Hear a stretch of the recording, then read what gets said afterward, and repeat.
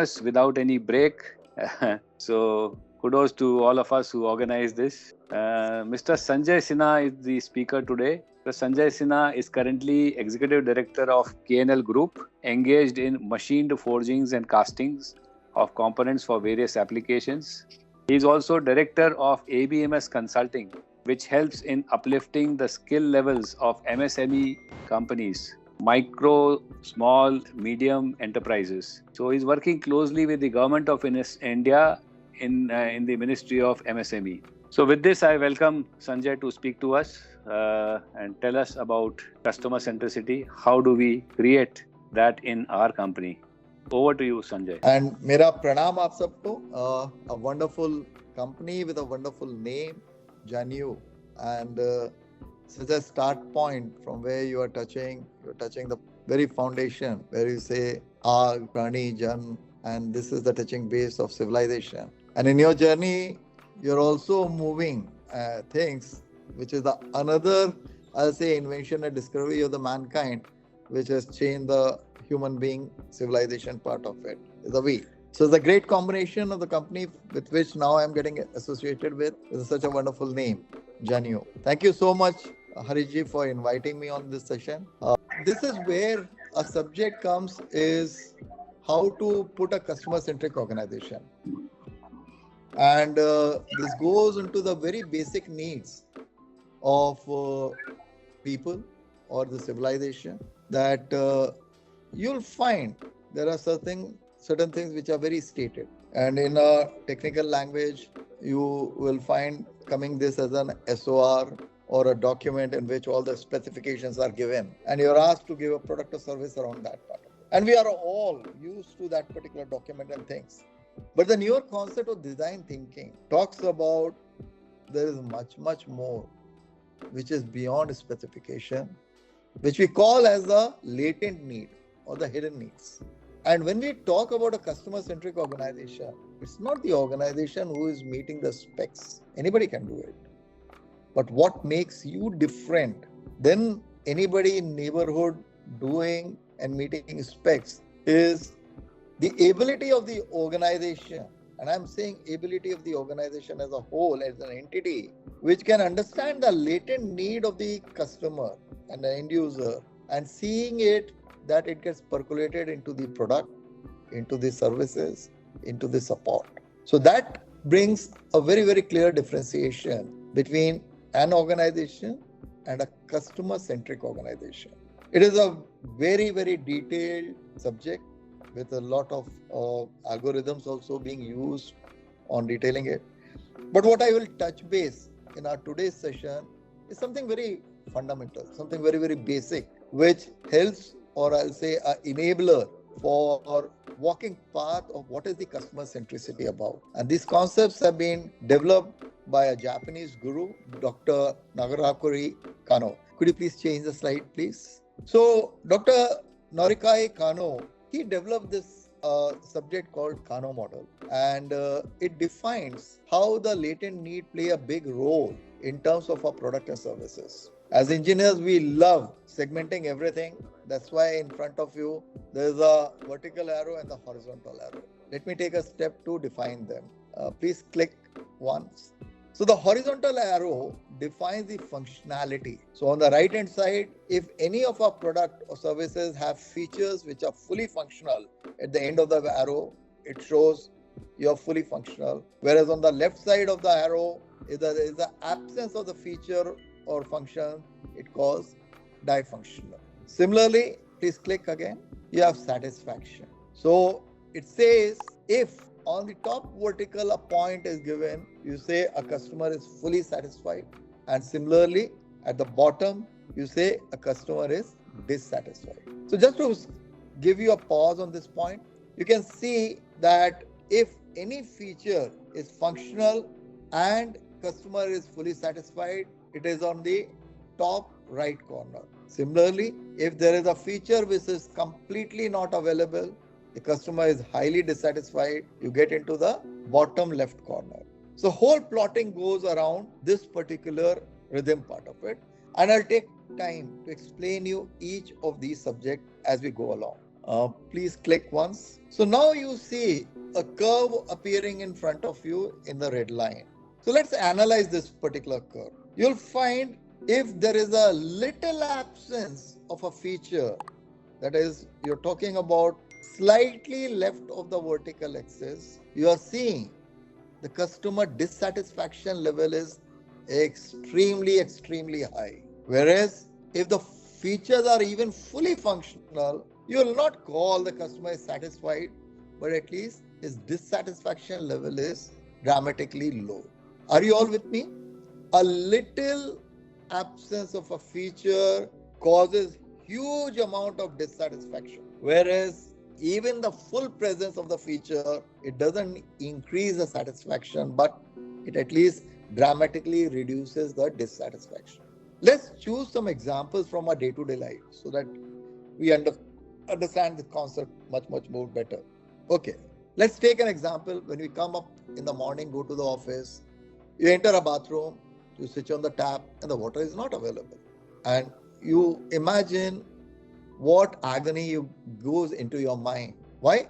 Because you always expect a water to be there. And then you call up the society gate and say, hey, the water is not coming. What is happening? And the manager there said, oh, sir, you have not read the notice which was on the society gate notice board that by this time to this time water is not available. So everybody is right. He's done his job and you are not getting service. Imagine the level of customer dissatisfaction here when you are a customer, the agony through which you are going. Because you expect water to be every time there. And on top of it, if there's a disruption of such an important service, you expect somebody is coming in person and telling everyone that there's going to be a disruption rather than putting a note on the notice board of the society and say, I'm done. My job is done. I put a notice board. It's the job of every resident on the society to go and read it. Take another example, timing of the bus. Every day morning you come for the office, you stand there.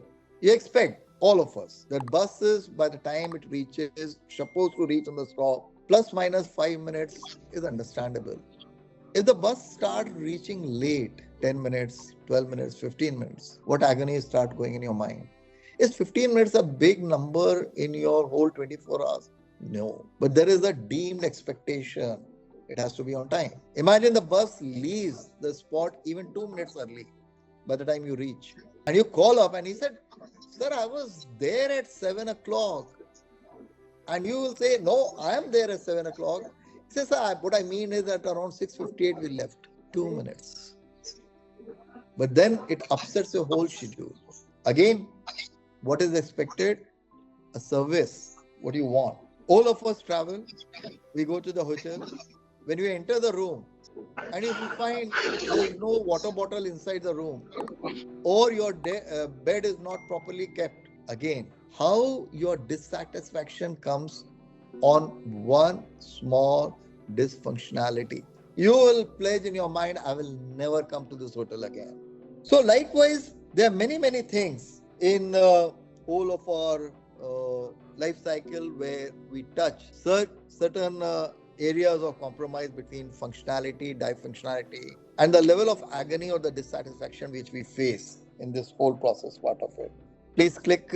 So what we call, these are the hygiene features and they are must be. So when we define our product and service, we need to be extra careful that what are the hygiene features which are expected by a customer and they have to be present in our product or service, because slight absence of those features may create a very huge dissatisfaction. And you'll never get to know also why a customer is not coming back to us. What is going wrong? But what is going wrong is there is an expectation in the latent needs. I would have seen this type of thing to happen, but it's not happening. And if you try to go and reason out with the person, say, hey, if this was so important, why you have not told? And you will get a blunt answer. How many things I need to tell you? You are in the business. You should know about it. Who is wrong here? Can we say the customer is wrong? Answer is no. He's right. How many things I need to tell you? There is an expectation. The people who run the business, they know the application more than the product which they are giving. So So you can't argue about the application and the usage. We need to decipher these needs our own, which are latent, but they are the major decision making parts, appearing as the must be requirement in our customer centric journey. Please click. Wow, this is a beautiful blue line. It extends from bottom left corner going up to the top right corner. This signifies more the features are, better is the customer satisfaction. It's a linear straight line. So as we increase the functionality or more increase the feature, higher goes the customer satisfaction. Very well, best known tool. Each one of us knows about it. Give more services, give more features, and your customer satisfaction goes up. I just want you to ponder upon why I have limited this line and I have not extended infinite. There's a reason behind it. And this reason is very important, which is a very dramatically a different topic. Sometime we can discuss about it. That although the functionality increases the satisfaction, there's another dynamics to it, is the willingness to pay. And even when you keep increasing the functionality, the customer is satisfied, and when you ask him, would you like to pay for this functionality?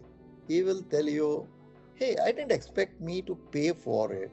I thought you are giving me as free. So that emerges and brings the concept of value pricing. So then you have to go into a different analogy and create an algorithm to identify that while the features are getting extended, they are adding a cost to you, and to what extent those costs customers are willing to pay for it, and where they say, hey, this is now no more my stated or latent need, it is my like to have factor. So we need to be careful on three important words in this journey. What is the basic need? Hygiene, which must be resolved. What are the latent needs, both from the product services based on the application and usage? And third is what I like to have. And in that like to have journey, if you find customer is not willing to pay, you have to be cautious about whether you still like to add those functions and features. Sometimes yes, because you want to be competitively edge above others. Sometimes you will think it through, whether I spend this money more, or I wait and identify some more latent needs and satisfy that part. That's why this particular blue line is having a limited length, not extended infinite. I leave you with a thought to ponder. Please click. And this is very important. I'm leaving it to you with. Imagine what Newton would have a mobile. Most of us are coming from an era where we have not heard about www even when we are passing out from a college. We used to know about computer programming by COBOL, and that too sitting on our desktop and using it as a typewriter, and the card bunch is prepared with multiple holes. And like a platinum and uranium, that's the most precious set of cards which we bundle it with a rubber band and keep it in our pocketed things, that they should not get jumbled up. If they get jumbled up, the so-called program which you have done it on COBOL, gone haywire. And this is what the human mankind journey is, that in next 25 years, we are doing wonderful things. We are talking 5G, 6G, 7G, going all over the world and doing the things. We are talking about AI, VI, multitude of things. And imagine Newton that time is having a phone, and he will be busy clicking and reading the phone. It's a wonderful thing. Phone is a great thing which mankind got. But what the picture depicts is, while the Newton is busy with his technology, passion of going through the phone, all the apples which are dropping around him is benevolent, is ignoring it. Why he brought such a powerful theory? Because at that time, he was noticing abnormality around. He was noticing something is falling, and why it is falling. It was questioning it. So any abnormality which was happening around, he was not engrossed in the technology part of it, but he is continuously watching and noticing the surroundings or the changes which are happening. And that is precisely this particular picture depicts. While we work towards building best of the product and services, aim for it, but from the corner of eye or with an open mind, we must keep an eye over the changes which is happening around in the surrounding, and we must look into it, what impact it can bring to our product and technology. And that's very, very, very, very important. Our Chandrayaan 3 was a great success. But one small line around it, the scientists got surprised that all their algorithm and calculation, we talked about a particular temperature to be present on the moon surface at a time. It was very different when actually the rover landed at the surface. Something has changed, which possibly got missed. And same way, my request and my thoughts to every technology-led company is we must be proud of the technology which we are bringing it in, but we always must remain open-minded, thinking it through what the changes is happening in the application, in the users, in the customer's mind. And we must keep ourselves abreast, updated, and bringing those changes back into the product and services. Thank you. So it was really an inspiring speech. Though looking for abnormality around you, right? That is a point. Really, it's a take-home point today. Looking for abnormalities and looking for changes. So we keep missing it. As you see, we start enjoying more and more our technologies. So we look down more than looking around us. So sometimes we get obsolete soon in the technology product. So I was interested in asking one question, sir. That you in your curve you mentioned about the cost factor. So at what cost you will be satisfied with the given features, and how to decide the cost, sir? Because customer is always greedy, or for the cost who pays, he wants infinite. So at what point, or which will be the deciding factor to excite him or so? Very, very valid question, Abhimanyu. Very valid question. And if some other time, if time permits, I'd love to take you through what you call a concept of CVM, that is customer value management. In that customer value management, what you end up doing is that onto the left hand side, you bring up all the product and features around it. There are attributes, there was service. So likewise, you identify all the product specification, attribute, features, support, services, and everything. And then these you start comparing from your design input data part of it, where you go for the QFD to analyze that which application, what things are required, for which you have developed the product. So this is the basic on which you move. After doing that, you are actually doing a survey with the customer, or rather I'll say the end users, and asking him pointed question on a black and white scale, yes, no type of binary, whether these features you feel you require or you don't require. Quite a time, you will be surprised that he will be looking for some more features rather than what you're giving. And he'll say, why you're giving me this? I really don't need it. That gives you the third step of journey, where you start rating the features in an absolute way. That on a scale of 1 to 10, this particular feature is 10, this feature is 8, this feature is 7, from the end user or customer eyes or perspective. Then internally, you will sit through and say how good we are on these features into your internal survey. You get a metrics comparison, what importance a customer is giving for these product features, and where you stand on those specification, features, support, services, etc. Then the next step is you look to your competitive product and say where they stand on these product service features. Then you start mapping that also. This comparison will give you which area you're over featured, where your specifications are under from the end customer perspective, and what need to be done, so that you change the cost equation. Rather than adding the cost,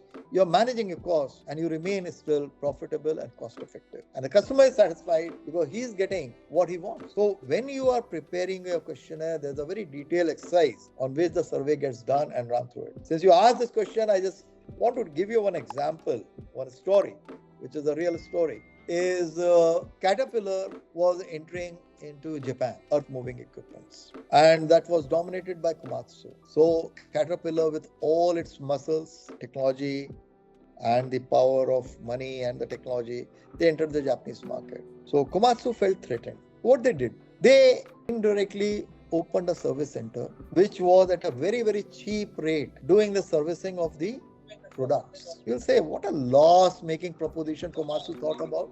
They're opening a service center and servicing all the product, whether it's Komatsu product or the Caterpillar product or JCB and everybody.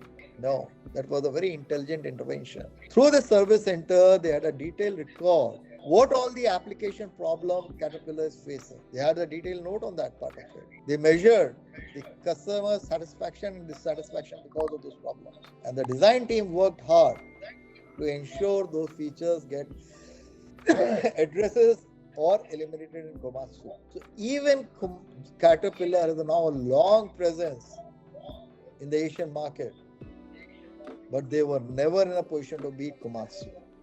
Why? Japanese did a reverse game. They went to the concept of customer satisfaction, dissatisfaction, feature analysis, de-featuring about the product, and while managing their cost, they still retain a very high level of market share. Same example you must have heard about Matsushita, why they were winners, everything which they touch upon. Because they basically get into the intrinsic mind of the customers in terms of their latent need, specification need, and how best they can address it. So I'm not sure I have answered you fully, but there is a very, very detailed session. I can chat with you offline whenever you have. My address details are available.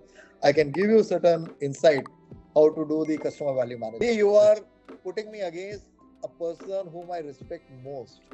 This is Harish. I don't know how much you people are aware about his journey. When I say from a patra and tin plate, patra and tapri, he has created a blue scope and organization from scratch and made it one of the most successful joint venture of Tata Steel. You can imagine how a person within you can change a commodity into a successful business. And there's nothing but very intrinsic journey of customer value management. He's very humble, very polite. If I have to give you another example, when he was talking about business excellence, there was a time in Tata.com we were struggling for business. Forget about business excellence. Everybody was running and chasing how to get the customer on board and how to run the businesses. And he said, okay, whatever the swanty I carry, apart from that, I will drive business excellence across the TACO organization. And that's a very tedious journey. Very tedious journey. He didn't get a single laurels about it putting in place. It was his own, I say, zeal. I would like to do it. So within you, in your group, you have such an excellent person. We are privileged, sir. We are privileged to have Hariji. He'll take everything on the stride and say, I'll do it. Sanjay will talk about you, not me, just now. Thanks, sir. Yeah. I saw on Mr. Raja's hand also. I'm open if there's time permit.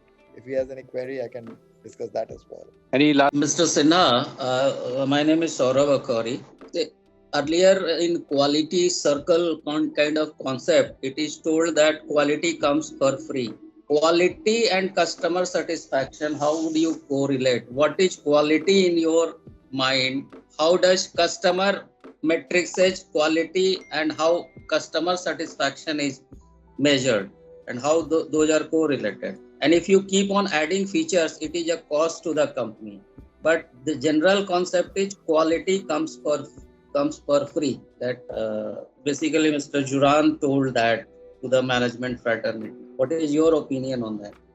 You have asked a very pertinent question, and I'm glad that you brought this subject in this particular forum. Is quality comes free and customer wants quality. Now, if you see what has changed in the world, and that's where I'm saying keeping an eye on the changes in the business environment. At the time when we were talking about or quoting around the Juran part of it, the world over quality was bad. If you recollect, these concepts came after Second World War, where everything was gone and you're rebuilding the organization, industries and concepts. The first fundamental was build a quality of the product. The way we call, a Chinese product. I do remember when I was a kid, hum bolte the, it's a Japani product. There was not much of a value added to it because we term it as a cheap, not cheap by price, cheap by quality. So that's where the word emphasis on quality came, that you must build a product at least to the specification, and you cannot charge for what you are getting paid for. Simple example is you're going to a shop to buy a shirt for you, and there's a tag of say 1,500 rupees, and the shopkeeper says, hey, I can give you at 1,200 rupees a shirt where there is little damage. Will you buy for it? He says, no, Baba, meko 1,500 he do. What you will say? the quality of product is coming free? Answer is no. You are paying for the quality which is meeting your specification.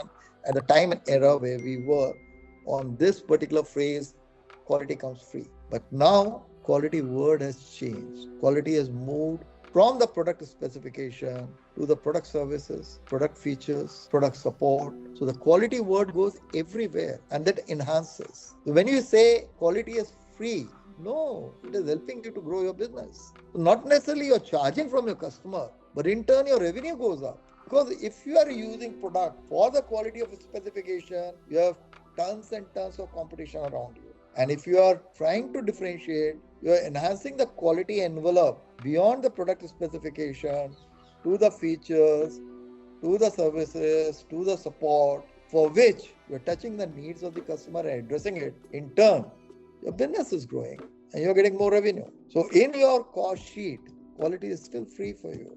It is enhancing more value for you and is enhancing more business and more revenue for you. So the term quality has changed from the product to overall business. So no one today talks about product quality. Everybody talks about business.